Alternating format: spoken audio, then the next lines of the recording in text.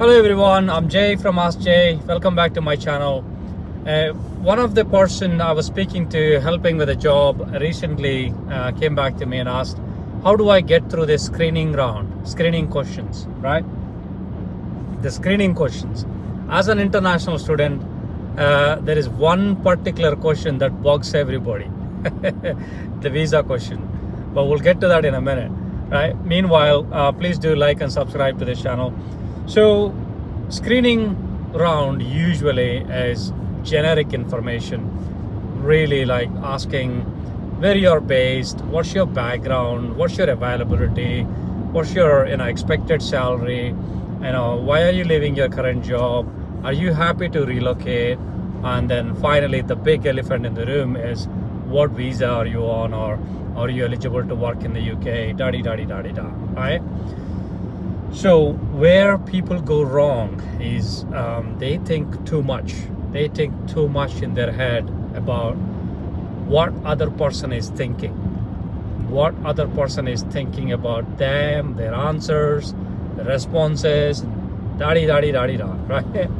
Thinking too much. I say that because I speak to lots of people and it's the same problem every single time, right?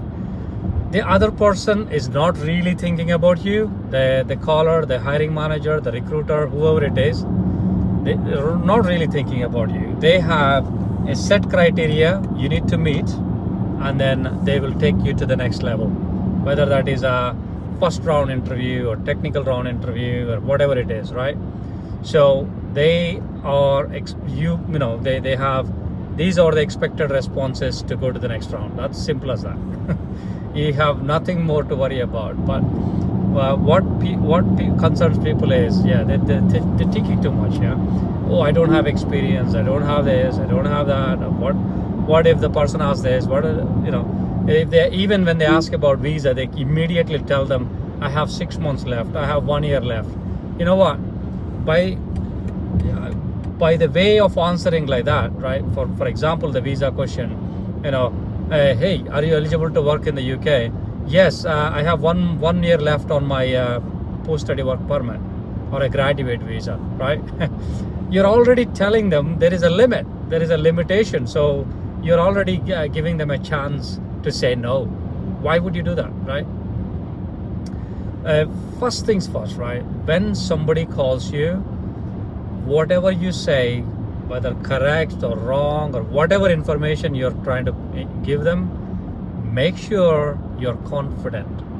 You are confident, composed, calm, and clear, right? When you're talking to them, whatever they ask you, whatever you say, it doesn't matter. Just make sure you're confident. Back in the day when somebody called me, my English was so bad at the time, but still, when somebody called me, whatever I was saying, I used to say with absolute confidence. Simple as that. So the confidence will take you to the next round, usually, most of the times. If you're not confident, even if you're giving them all the facts, figures, all the right answers, if you're not confident, then, the chances are likely that you won't go to the next stage, right? So, and how do you get that confidence? By practicing, anticipate the questions. And back in the day, we only used to guess like what sort of questions they would ask. But nowadays, you have lots of tools, lots of help available online, right? Even you can upload your CV and a job description to ChatGPT and tell it to ask some screening questions. It will ask you screening questions, and you can even ask it, say to ChatGPT that, okay, give me responses like I have 2 years experience in this role, and then it will give you the responses as well. All you have to do is read those responses and make it yours. Don't give them a scripted response, right? So, simple as that. And practice. Come up with the responses and practice. Practice makes you perfect, right? You practice, and when somebody calls you, it goes with the flow.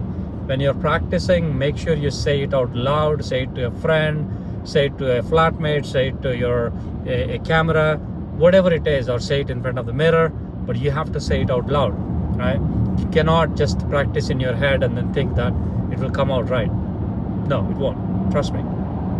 So that's how you do, right? So now coming back to the visa question, the big elephant in the room. Okay, so when somebody asks you, usually they say, are you eligible to work in the UK? You say, yes, I am eligible to work in the UK. There are two types of persons who will ask you this question.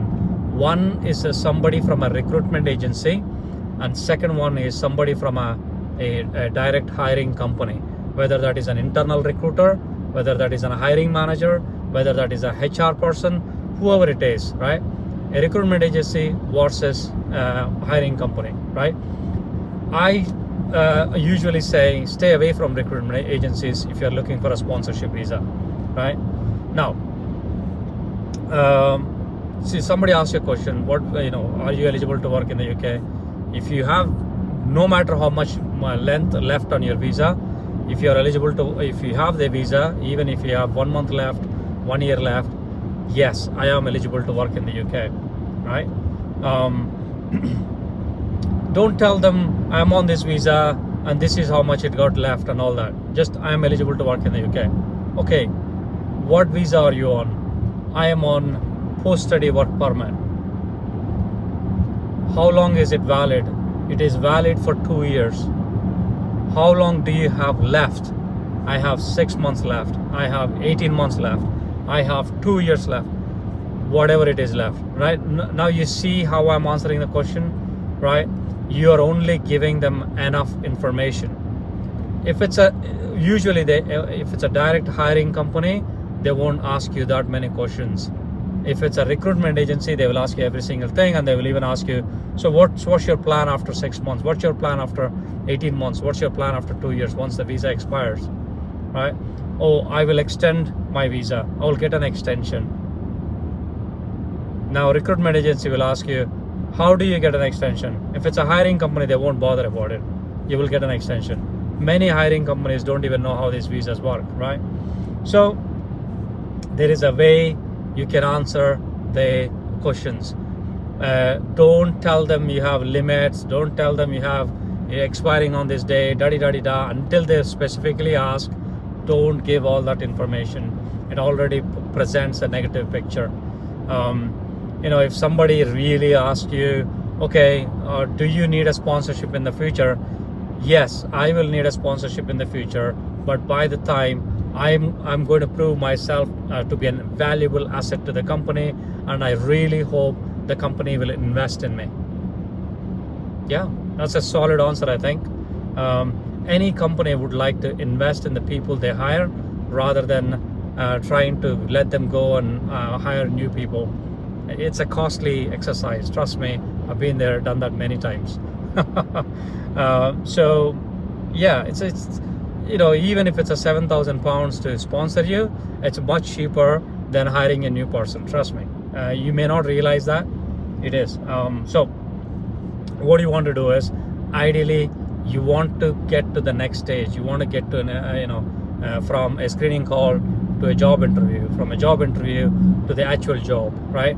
And then you want to prove yourself, and then at some point you want to ask your hiring manager or your senior manager about the visa, right?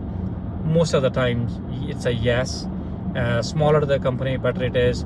Bigger the company, yeah, yes and no. But some companies sponsor, some companies don't, but as soon as you finish your probationary, just ask the question, hey, I need the visa. If they say no, then yeah, you got to start making moves, start making plans, right? Your future is more important than anything else to you, right? So yeah, that's how screening round, right? Make sure you're confident, make sure you're prepared, make sure you're composed, right? Make sure you're calm. Then you will be fine. Don't think that I will manage, I will wing it. Don't, because it's very difficult to get those calls in the first place.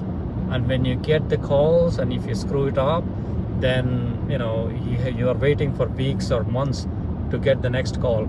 Sometimes you may be lucky, right? So prepare yourself. Preparation beats everything else. Prepare and be ready when somebody calls you. Know what job you applied for, know what CV you applied with, anticipate the questions they are going to ask. You know, while you're applying for the jobs, you're going to upskill yourself. You're going to upskill yourself in the sense of technologies, tools they're asking for, as well as soft skills like how do you answer, how do you address this question, that question, da-di-da-di-da, right? So I hope that helps. If you have any other questions, please leave a comment below or join my group askjai.com/join or go to askjai.com. You will see the link. Like, subscribe, and also if you think this video will help somebody share a link with them. That would be awesome. I'm always here to help you. I do offer free 10-minute CV review calls as well. You can join my group and book a call with me. I have helped a number of people successfully land their job they're looking for, and I want to help more people as well. So I really hope that helps.